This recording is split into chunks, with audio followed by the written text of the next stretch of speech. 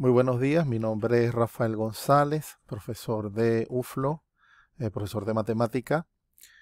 Bueno, en atención a la solicitud que me hiciera la licenciada Maida Monjes, en el sentido de que respondiese unas preguntas abiertas en torno a todo este proceso de incorporación de la educación a distancia en el marco de la pandemia, tomé la iniciativa de hacer el video, aun cuando me pidieron una nota de voz, pero creo que es como mejor manifestarme de esta manera. Bueno, en torno a la primera pregunta, me dicen, ¿qué cosas cambiaste en tu forma de dar clase a partir de la irrupción de la virtualidad? Bueno, casi todo, porque los materiales y recursos didácticos con los cuales yo trabajaba estaban dirigidos a desarrollar una actividad netamente presencial en el aula de clase. Yo desde hace muchos años he venido trabajando con guías didácticas, que son como especie de cuadernillos, porque doy todas las materias del área de matemática. Entonces considero que muchas veces los estudiantes se preocupan más por copiar que por comprender los contenidos. En ese sentido, yo siempre me estoy adelantando en las clases y les voy enviando por mail o de manera impresa, de manera física, la guía didáctica. Entonces, esa guía didáctica tuvo muchas transformaciones. En un primer momento, las convertí en presentaciones en PowerPoint, después evolucionaron a presentaciones animadas.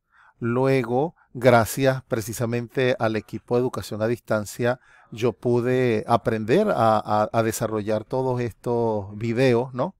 Y de esa forma tengo montado más de 350 videos en las diferentes aulas virtuales.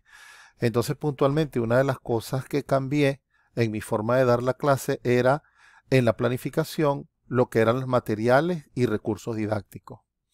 Otra cosa que cambié fueron las estrategias de evaluación, porque al ser la materia presencial, ¿verdad? Los exámenes y los trabajos prácticos estaban hechos de manera muy puntual, en el sentido de que yo hacía un modelo de examen, hacía una serie de ejercicios para los trabajos prácticos y todo lo desarrollaba en el aula de clase. Ahora eso se tuvo que diversificar. Tuve que utilizar diferentes estrategias de evaluación en donde, bueno, sigue estando la figura del examen parcial, sigue estando la figura de, ¿cómo se llama?, de los trabajos prácticos, pero bajo otra modalidad. Eso me hizo, por un lado, generar una mayor variedad de ejercicios, por otro lado, ir mostrando diferentes recursos, apropiándome, por ejemplo, del uso de los glosarios, el uso de los módulos de tarea para las entregas. O sea, hay una infinidad de situaciones que se vinieron generando, todas para fortalecer el proceso de enseñanza-aprendizaje. Otra de las cosas que obviamente cambió fue la estructura de la clase, porque antes teníamos una modalidad en donde el estudiante, yo daba una teórica, después daba una práctica y daba una sesión de que ellos pudiesen ir socializando cada una de las cosas que se iban desarrollando. Ahora hemos incorporado en cada una de las aulas virtuales un compendio de videos, yo los llamo videos de apoyo, también las mismas presentaciones y las guías didácticas, y ya las clases migraron a asesorías online en donde el estudiante puede ir planteando todas sus interrogantes, y es bastante enriquecedor porque a mi juicio, a lo mejor como no tienen esa resistencia por el hecho de estar todos en un aula, sino que están frente al computador, se manifiestan de manera más abierta. Em, Otra cosa que cambié en mi forma de dar clase es que fui abordando un discurso dirigido a fomentar el aprendizaje autónomo. O sea, es muy difícil que el estudiante se adapte a este proceso cuando ha venido recibiendo una formación netamente escolarizada. Y es lamentable, y yo lo he dicho, como ustedes notarán, yo vengo de Venezuela, tengo ya varios años trabajando acá en UFLO, pero sin embargo me atrevo a decir que a nivel mundial, tanto los institutos de educación media, los terciarios y las universidades han venido escolarizando mucho la educación. Entonces, cuando el estudiante espera que un profesor te diga qué es lo que va a desarrollar, ¿verdad? Pareciera que el estudiante lo que hace es repetir eh, textualmente lo que dice el profesor, lo que dicen los libros. Entonces, no funciona la educación a distancia cuando el estudiante no asume el aprendizaje autónomo. Que si bien es cierto, el aprendizaje autónomo es un aprendizaje dirigido por el docente, pero el protagonista en realidad es el estudiante. Bueno, eso es lo que puedo aportar en torno a la primera pregunta. En torno a la segunda, dice, ¿sentís que aprendiste algo? Si es así, ¿qué cosas consideras que aprendiste? Uy, muchísimas cosas. Yo traté de llevar acá una serie de elementos para irlos desarrollando. Primero puse, tengo la certeza de que se puede generar conocimiento y formación trascendiendo el aula de clase. A lo mejor, por eso coloqué la palabra certeza, porque a lo mejor alguien diría, bueno, pero es que desde hace muchos años hemos fomentado en las universidades a nivel mundial trascender al aula de clase, ¿ok? Pero con la educación a distancia se ha logrado a plenitud. Entonces he aprendido, ya he internalizado que se puede llevar conocimiento fuera del entorno del aula de clase. Otra cosa es que si se sabe llevar el proceso, el estudiante se torna más emancipado. Esto en la pregunta anterior ya más o menos lo aclaré.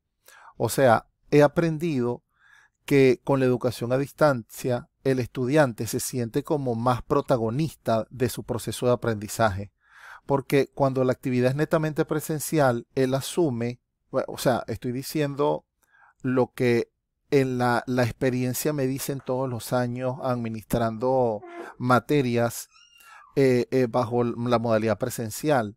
Es lamentable que el estudiante pareciese que cuando está fuera de la universidad, él no estudia.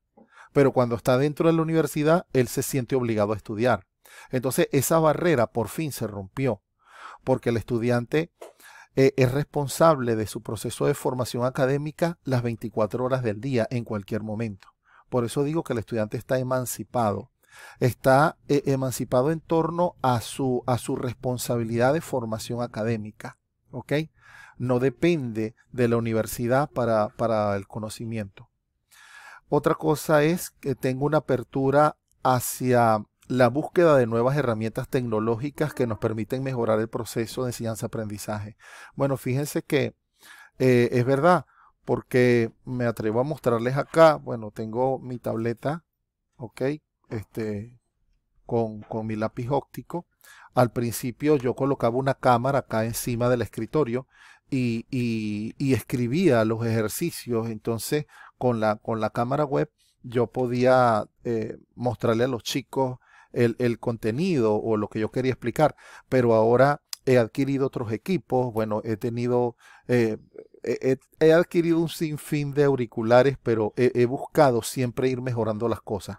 No solo en lo físico, sino en, digamos, en lo tecnológico como tal, porque también hay aplicaciones muy avanzadas. Por lo menos ahorita estoy utilizando el OpenBoard que emula una pizarra de manera casi perfecta. Entonces hoy por hoy yo considero que mi actividad de clase eh, eh, es, es de tan buena calidad a distancia desde acá. Fíjate que estoy en el entorno de mi habitación. Aquí tengo improvisando mi oficina, ¿verdad? Como en la presencialidad. Otra cosa importante que he internalizado, que he aprendido, es que siento que con este momento histórico hemos retomado el sentido principal o el objetivo de lo que es la universidad. Y esto está muy relacionado también con lo que comenté anteriormente, porque inicialmente, históricamente hablando, las universidades eran centros de captación de conocimiento, de creación de conocimiento.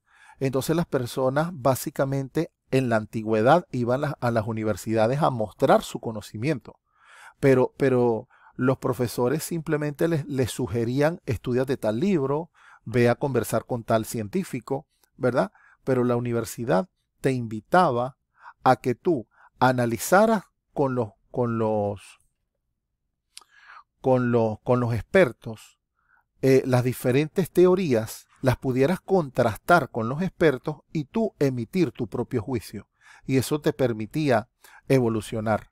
Recuerdo la teoría de Popper, la teoría de los tres mundos, en donde decía que tú tienes que estudiar el teórico, tienes que estudiar la experiencia vivencial y la interpretación que tú le das a eso. Ese triángulo, esa teoría de los tres mundos, es la que le permite al estudiante apropiarse del conocimiento y poder convertirse en profesional. Entonces creo que la educación a distancia ha contribuido mucho a retomar esos cimientos que permitieron la creación de las universidades y que lamentablemente en el tiempo se fueron perdiendo precisamente por la tendencia a la escolarización de las instituciones. Por último, me preguntan, ¿qué cosas conservarías de esta nueva forma de dar clases, aun cuando finalice la pandemia? Yo creo que todo. Yo estoy convencido de que pasamos a otro paradigma. Y esto trasciende la universidad. O sea, ya es un proceso holístico en donde la sociedad en pleno se apropió de la modalidad distancia. Y nosotros en nuestro quehacer educativo no escapamos a eso. O sea, fíjense, puntualmente hablando, yo creo que van a haber muchos procesos, tanto administrativos como académicos en la universidad, que se van a poder optimizar a través de la educación a distancia. Por lo menos, fíjense, yo sé que los videos que tengo subidos, las presentaciones, las guías didácticas, las gráficas, todo lo que tengo subido en las aulas virtuales, yo le voy a sacar el máximo provecho, pero ese va a ser un proceso dinámico. Pero sin duda alguna, yo voy a tratar, o voy sí, a tratar de que los estudiantes aprovechen esos recursos y que el espacio que tengamos en la universidad esté dirigido más hacia la socialización del conocimiento. ¿Ok? Obviamente también creo que las formas de evaluación deben ser muy objetivas, no todas, pero por lo menos sí tiene que haber un buen componente de que las formas de evaluación sean netamente presenciales. O sea que en conclusión considero que lo que viene para a corto, mediano y largo plazo va a depender de la educación a distancia. A lo mejor una educación bimodal ya fuera de la pandemia va a ser una necesidad. Bueno, con esto finalizo. Espero haber aportado considerablemente a la investigación y quiero decir dos cositas. Una, que si ustedes requieren publicar fragmentos de este video, pueden hacerlo libremente, ¿verdad? Pues estoy hablando de manera espontánea, pero con toda responsabilidad. Y por otro lado, quiero agradecer al equipo de educación a distancia, porque sin ustedes no hubiese sido posible todo este proceso de transformación que vamos viviendo, ¿verdad? Principalmente a la licenciada Maida Monjes y a todas las personas que la acompañan en el equipo. Bueno, un feliz día y muchísimas gracias por la oportunidad.